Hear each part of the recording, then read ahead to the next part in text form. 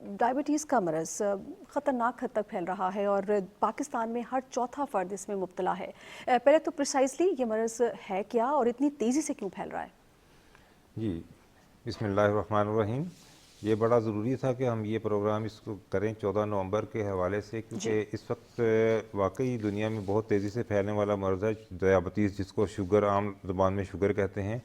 और जब हम 20 साल पहले ना हमें ये बताया गया था कि 2025 में तीन तीन करोड़ 30 करोड़ 36 करोड़ लोग होंगे डायबिटीज़ के मर्ज़ में, लेकिन ये इस तेज़ी से फैला कि इस वक्त जो आपने भी जो फिगर कोट की है इससे भी थोड़ा सा ज़्यादा, इस ज़्यादा। वक्त 58 करोड़ लोग जो हैं ना दुनिया में डायबिटीज़ के मर्ज़ में मुब्तला हैं। और 2050 में कहते हैं कि तकरीबन 1 अरब की आबादी जो सी है ना दुनिया में वो डायबिटीज़ के मर्ज़ में मुब्तला डबल हो जाएगा। डबल हो जाएगा तकरीबन 2050 में। तो इसमें जो मेन वजह जो इसकी जो है वो है लाइफस्टाइल। अब लोग जो होते हैं ना, हमारा यानी एक्टिविटी बहुत कम हो गई है, और उसके अलावा खाने का स्टाइल हमारा बहुत, आपने देखा होगा कि इस वक्त हम मशरूबात और फिजी ड्रिंक्स और उसके अलावा जो है जितने भी ऐसी चीज़ें हैं जो कि जिसको हम कहते हैं कि ये वज़न ज़्यादा तेज़ी से बढ़ाती हैं। जब वज़न बढ़ता है बच्चों के तो उसके बाद ये चीज़ें ज़्यादा होती हैं, जिसमें burger, pizza, junk chocolate food और वगैरह। जंक फूड जितना है सब इसमें शामिल हो जाता है। तो उसके साथ सबसे पहले ओबिसिटी होती है। जब वज़न ज़्यादा होता है तो फिर इंसुलिन रेजिस्टेंस होती है और इसके साथ इंसान को शुगर हो जाती है। और दूसरे नंबर पे मैंने देखा कि स्ट्रेस ऑफ लाइफ जो सा है, ये दुनिया में भी इसकी भी रिपोर्ट्स हैं कि स्ट्रेस के साथ कुछ ऐसे हार्मोन्स खारिज होते हैं जो कि शुगर के मर्ज में को यानी शुगर को ज़ाहिर कर देते हैं। ठीक। तो ये इसमें जो है ना हमें इन सब चीज़ों की तरफ बहुत तवज्जो देने की ज़रूरत है, वो हम इसमें बाद में बात बात कर करेंगे, सकते बिल्कुल। डॉक्टर साहब, इसके कितनी टाइप्स हैं? हैं। जी, बेसिकली तो इसकी कई टाइप्स हैं, लेकिन जो मोटी मोटी है ना वो 3 टाइप्स हैं। एक टाइप 1 डायबिटीज़ मेलाइटिस जो कि आमतौर पर बच्चों में होती है, लेकिन अब जो सा है ना वो तो खैर बच्चों में ही होती है, लेकिन टाइप 2 डायबिटीज़ मेलाइटिस जो कि पहले बड़ों में होती थी, 40 साल की उम्र के बाद होती थी, अब वो भी बच्चों में होना शुरू हो गई है क्योंकि ओबेसिटी की वजह से। तो टाइप 1 बच्चों वाली शुगर है, टाइप 2 बड़ों वाली, और एक होती है जेस्टेशनल डायबिटीज़ जो कि हामला ख़वातीन जी, में जी, जी। शुगर होती है। ये 3 मेन हैं, उसके अलावा फिर बहुत ज़्यादा सब टाइप्स हैं वो जो हमारे उसमें डोमेन में नहीं है। तो डॉक्टर साहब, जितनी टाइप्स हैं उनकी सिम्टम्स भी डिफरेंट हैं या सिम्टम्स सबके एक जैसे? जी, टाइप 1 में जो से है ना ज़रा सिम्टम ज़्यादा सीवियर होते हैं। बच्चे को बहुत जल्दी प्यास लगना, भूख ज़्यादा लगना, पेशाब बार बार आना, ये सब चीज़ें टाइप 1 में ज़्यादा होती हैं। लेकिन कभी कभी अगर टाइप 2 में भी शुगर बहुत ज़्यादा हो तो उसमें भी इस किस्म के सिम्टम्स आते हैं। लेकिन टाइप 2 में आमतौर पर ये साइलेंट किस्म की एक बीमारी है जिसमें कि अनएक्सप्लेन्ड वेट लॉस के साथ बंदा वज़न कम हो रहा है, उसके बाद कोई नज़र पे थोड़ा सा असर पड़ गया, कोई बाज़ असाब पे थोड़ा सा असर पड़ना शुरू हो गया, और या बंदे ने वैसे ही किसी वक्त अपने उसमें शुगर चेक करा ली और तो पता चलता है कि वो उसको शुगर है। और उसमें हमें इस चीज़ का ख्याल रखना चाहिए कि किन लोगों को शुगर होने के चांसेस आम लोगों की निस्बत ज़्यादा है। तो जिन लोगों की फैमिली हिस्ट्री है स्ट्रॉन्ग शुगर की, उन लोगों में शुगर होने के चांसेस आम लोगों की निस्बत ज़्यादा हैं। इसी तरीके से अगर किसी पेशेंट कोई ओवरवेट है तो उस बंदे को शुगर होने के चांसेस ज़्यादा हैं। ये किसी के ओवरवेट में हम कहते हैं कि वेस्ट की हमें ना देखना चाहिए कि इसकी कमर की गोलाई कितनी है। तो ख़वातीन में जो कहते हैं अगर 31.5 इंच से ज़्यादा है और मर्दों में 35.5 इंच से ज़्यादा है कमर की गोलाई, तो उस बंदे को अपनी शुगर ज़रूर चेक करा लेनी चाहिए। तो ये हर एज में डिफरेंट होगा या उसमें कोई कैटेगरी है? किस एज के लिए ये हर आप जो एज बता के रहे लिए उन्होंने यही हैं? एक ही कैटेगरी है, रखी ओके। हुई है कि आपने यही कमर की गोलाई हर एज पे होनी चाहिए, जो कि मुश्किल हो जाता है वक्त के साथ साथ। जो सी है इंसान का वेट बढ़ता है तो वो कमर की गोलाई। तीसरे नंबर पे कहते हैं कि 40 साल से ऊपर जब एज चली जाती है तो उसको शुगर होने के चांसेस ज़्यादा होते हैं।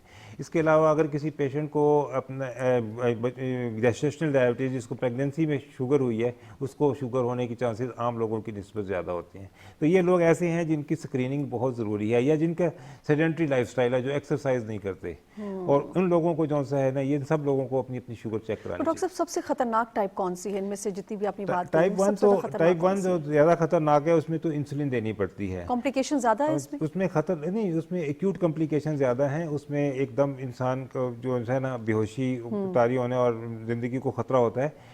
तो इसलिए जो है ना टाइप 1 जो है ख़तरनाक उस सेंस में नहीं कह सकते, लेकिन अगर इंसुलिन बर वक्त मिल जाए तो वो बहुत आराम से उसको कंट्रोल हो सकता है। टाइप 2 में बहुत आहिस्ता आहिस्ता आहिस्ता आहिस्ता चीज़ें कॉम्प्लिकेशन का शिकार होती हैं, और कॉम्प्लिकेशन भी मैं बताता जाऊँ बड़ी इंपॉर्टेंट है कि क्या क्या कॉम्प्लिकेशन होती हैं। इस वक्त दुनिया में अंधेपन की सबसे बड़ी वजह शुगर है, यानी ये आँखों पर असर डालती है, ये गुर्दों पे असर डालती है, गुर्दे फेलियर की भी बहुत बड़ी वजह शुगर है। उसके बाद ये हार्ट अटैक, फालिज और पाँव कटने की नॉन ट्रॉमेटिक, यानी जो एक तो होता है ना चोट लगने से या एक्सीडेंट के साथ किसी बंदे की टांग कट जाए या पाँव कट जाए, उसके नॉन ट्रॉमेटिक एम्पुटेशन की सबसे बड़ी वजह जो है ना पाँव काटने की वजह वो शुगर है। तो ये जो सी खून की नालियों में, एक किस्म की ये खून की नालियों में जाके चिपक जाती है और ऐसा ये मैं लेमैन के लिए इस्तेमाल कर रहा हूँ कि ये जो है ना खून की नालियों में चिपक के खून की नालियों को तंग करती रहती है, और जहाँ जहाँ खून की नालियाँ तंग होती रहती हैं वहाँ पे जो है वो ऑर्गन काम करना बंद कर देता है। अच्छा डॉक्टर साहब, इसको हम समझें कैसे? ये क्या इसको हम किस तरह कैटेगराइज करें? क्या ये एक डिजीज है, डिसऑर्डर है या कंडीशन है? ये एक कंडीशन है। इसको हम क्योंकि हम इस वक्त लिटरली लोग ये कहते हैं कि जी इसको ये नहीं कहना चाहिए कि ये शुगर का मरीज़ एक बीमार मरीज़ है, उसको कहना चाहिए कि he is living with this condition. तो ये एक कंडीशन है, एक कैफियत है, और इसको लेकिन इसके साथ क्योंकि एक दफ़ा जब शुगर हो जाती है तो ये सारी ज़िंदगी चलती है, ये ख़त्म नहीं होती। अभी तक कोई ऐसा क्योर नहीं आया इसके लिए। अच्छा, कोई भी टाइप हाँ जी, फुली क्योरेबल नहीं है? क्योरेबल नहीं है, खास स्वाय जेस्टेशनल डायबिटीज़ जो कि प्रेगनेंसी में होती है तो उसके बाद वो ख़त्म हो जाती है, लेकिन उसमें भी 70% लोगों को बाद में चांसेस होता है शुगर होने का।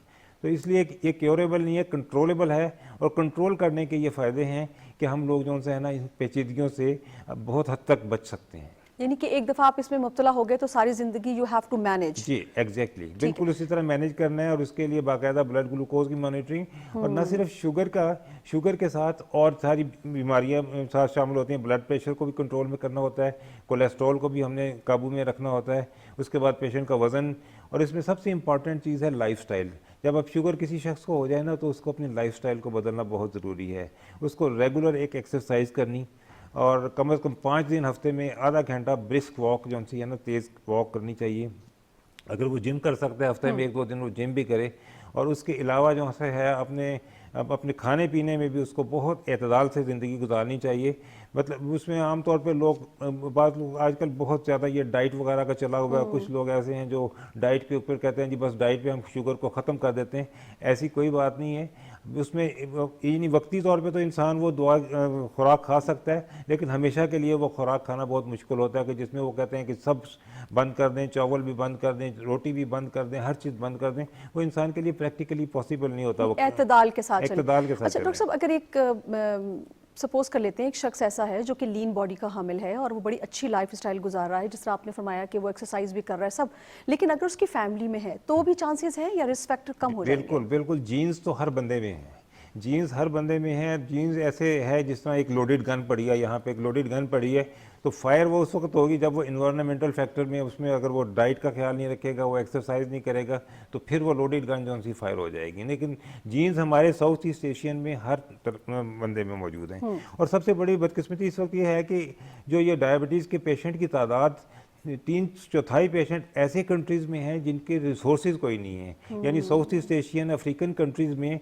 3/4 पेशेंट इन कंट्रीज़ में हैं जहाँ पे पीपल कांट अफोर्ड इट, और ये ट्रीटमेंट अफोर्ड नहीं कर सकते, और उसके साथ जो कॉम्प्लिकेशंस होती हैं उनको मैनेज नहीं कर सकते।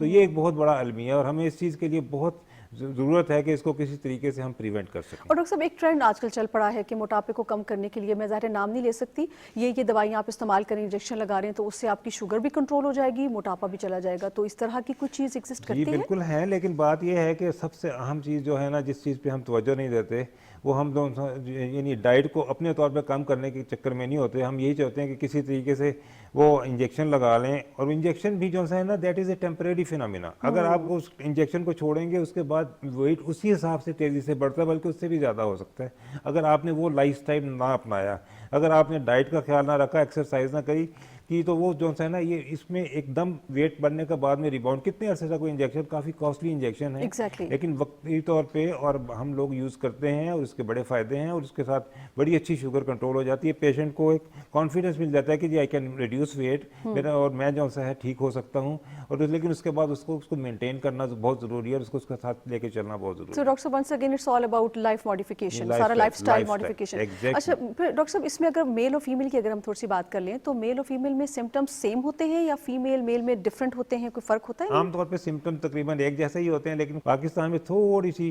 फीमेल्स की जो सी है ना पॉपुलेशन में थोड़ी सी डायबिटीज़ ज़्यादा है। प्रॉबेबली शायद लाइफस्टाइल शायद ऐसा है जिसकी वजह से मुझे फीमेल में थोड़ी सी पॉपुलेशन ज़्यादा है, लेकिन मेल में तकरीबन बराबर बराबर ही हैं, लेकिन फीमेल थोड़ी सी प्रीडोमिनेट कर रही हैं डायबिटीज़। ठीक। अच्छा डॉक्टर साहब, एक बहुत जो अलमिया है और जो तशवीशनाक बात है बच्चों में डायबिटीज़ का होना, और बहुत ज़्यादा हम देख रहे हैं कि इसमें बहुत ज़्यादा इजाफा होता जा रहा है। क्या वही बात जो आपने बताया कि जंक फूड, फ्रोज़न फूड, इनका इस्तेमाल या कुछ और भी ऐसी चीज़ें हैं जो कि इसमें अमल दखल रखती हैं? पहले तो बच्चों में होती थी टाइप 1 डायबिटीज़, जिसमें इंसुलिन लगानी पड़ती थी और उसके और मैकेनिज्म है, वो इम्यून मैकेनिज्म, और उसकी वजह से पेनक्रियास डिस्ट्रॉय हो जाता था।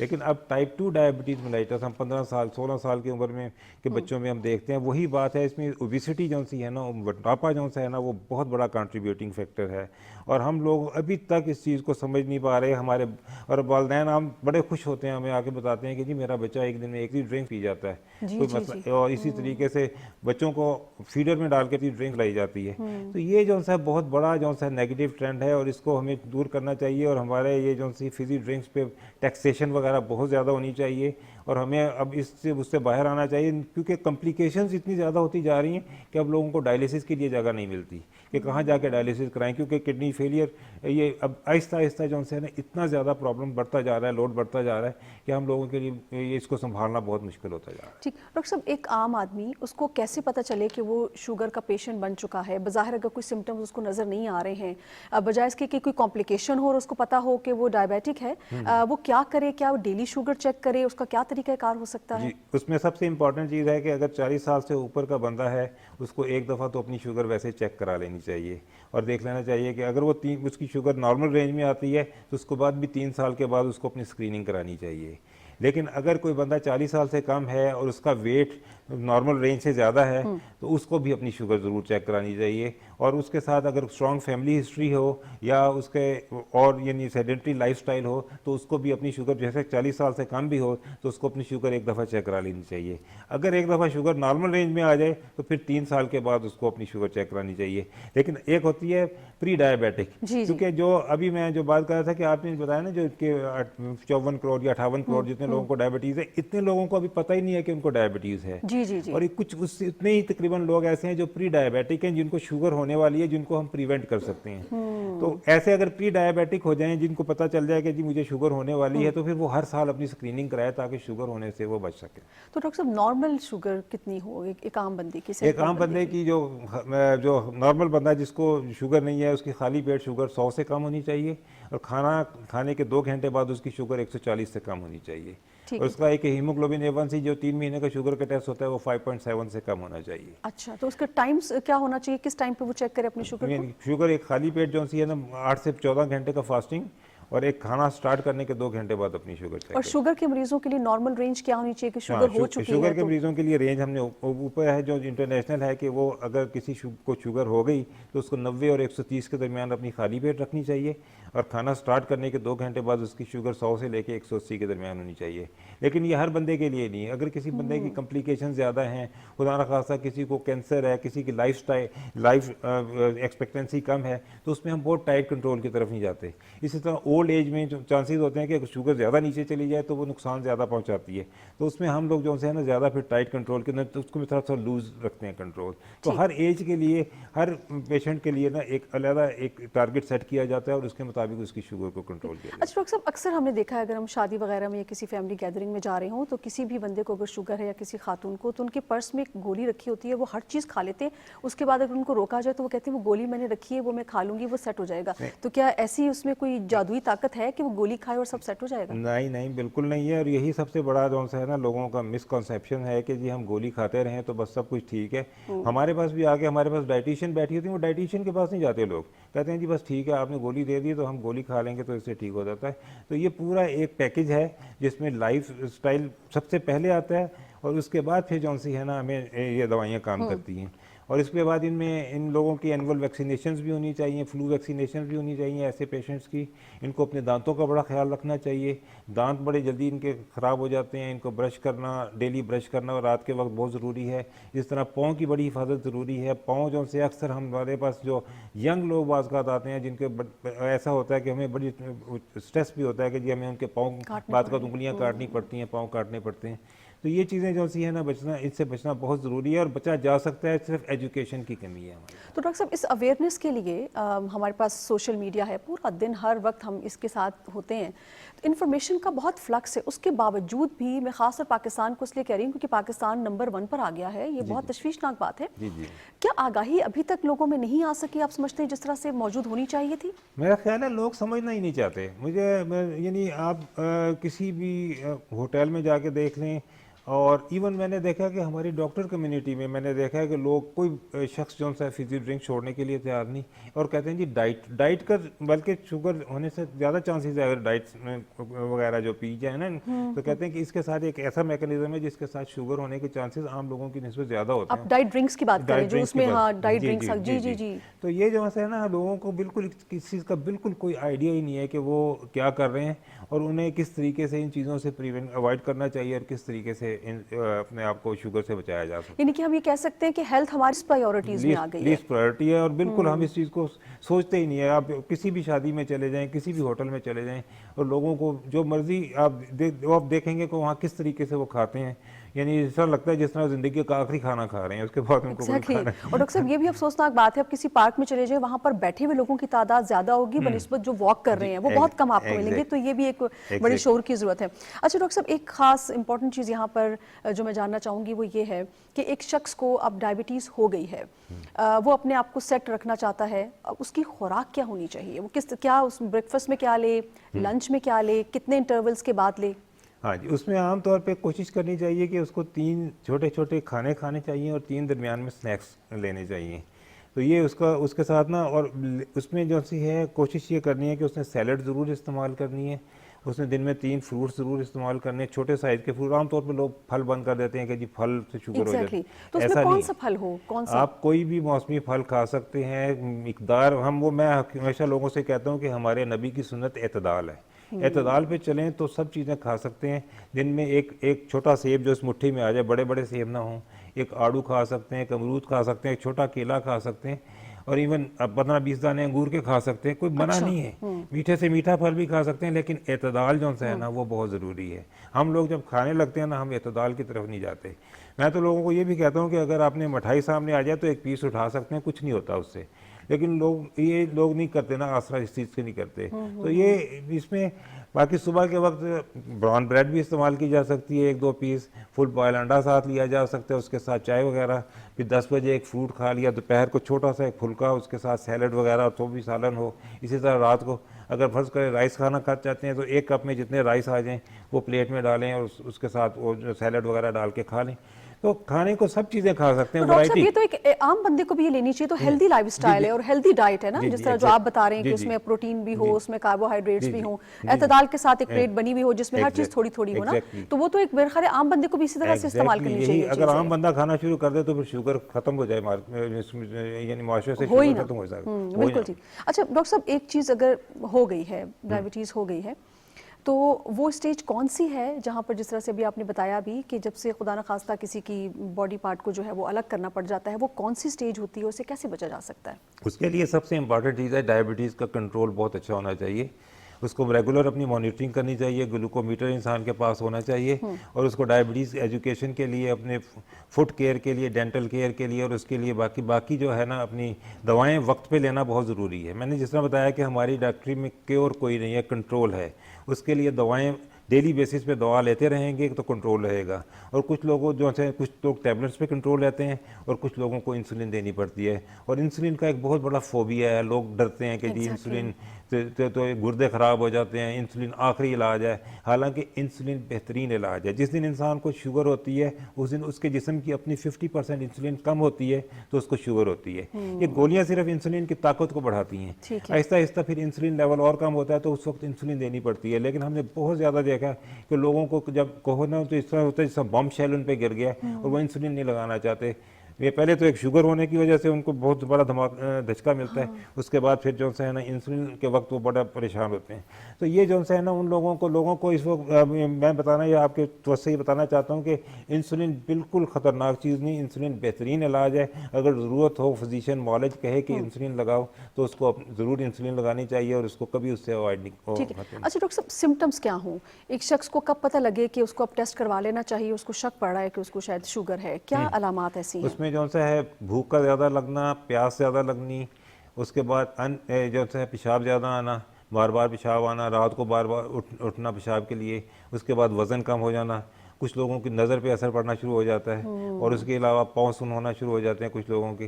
तो ये मेन सिम्टम्स यही हैं जो जिसके साथ इंसान को पता चलता है। और उसके बाद बाज़ औक़ात एकदम सडन जैसी है ना ये जो से हार्ट अटैक वगैरह, फालिज, ये भी चीज़ें जो सी हैं ना ये भी हो सकती हैं, लेकिन ये ज़रूरी नहीं है कि ये हर बंदे को हो। ये किसी जब Vary शुगर करती काफ़ी है। अरसे तक रहे ना, क्योंकि शुगर होने से पहले 2-3 साल ऐसे गुजरते हैं जिसमें वो उस स्टेज में होता है जहाँ प्री डायबिटीज़ की स्टेज में वो चल रहा होता है बॉडी और बता रही उसमें होती है और कि हाँ देयर इज उसमें समथिंग उसमें रॉन्ग। रिस्क फैक्टर चल रहे होते हैं और उसके साथ जो है ना ये बाकी हार्ट की प्रॉब्लम्स, ये सब चीज़ें, कोलेस्ट्रॉल अगर साथ हो तो उसमें चांसेस होते हैं कि हार्ट अटैक और इन चीज़ों की भी चांसेस ज़्यादा होते ठीक। हैं ऐसे लोग। डॉक्टर साहब, गो कि आज आलमी दिन मनाया जा रहा है डायबिटीज़ के हवाले से, शऊर आगाही के लिए भी हमने कोशिश की कि आप जैसी शख्सियत को बुलाएं ताकि लोगों को ज़्यादा से ज़्यादा अवेयरनेस मिले। क्या पैगाम देंगे आप जो सुन रहे हैं लोग? जी, मैं बस लोगों को यही पैगाम दूंगा कि सादा ज़िंदगी गुजारें और कोशिश करें कि जितना जंक फूड से बच सकें, जितना फिज़ी ड्रिंक से बच सकें और कम खाएं और ज़्यादा चलें। बहुत शुक्रिया डॉक्टर साहब, बहुत शुक्रिया। नाज़रीन, आपने प्रोग्राम देखा, आपका शुक्रिया। और यही बात कि परहेज़ इलाज से बेहतर है, एतदाल। जब इस्लाम भी हमें ये कहता है कि एतदाल पसंदी, तो इसका मकसद यही होता है क्योंकि खुदा ने इंसान को तख्लीक किया है तो वो जानता है कि किस तरह से इंसान जो है वो बेहतर तौर पर आगे बढ़ सकता है। तो एतदाल ज़िंदगी के हर मामले में बहुत ज़रूरी है अगर हमने इस तरह की बीमारियों से ख़ुद को बचाना है। अपना और अपने घर वालों का ख्याल रखिएगा। नाज़िर खान को इजाज़त दीजिए। अल्लाह ने के बाद।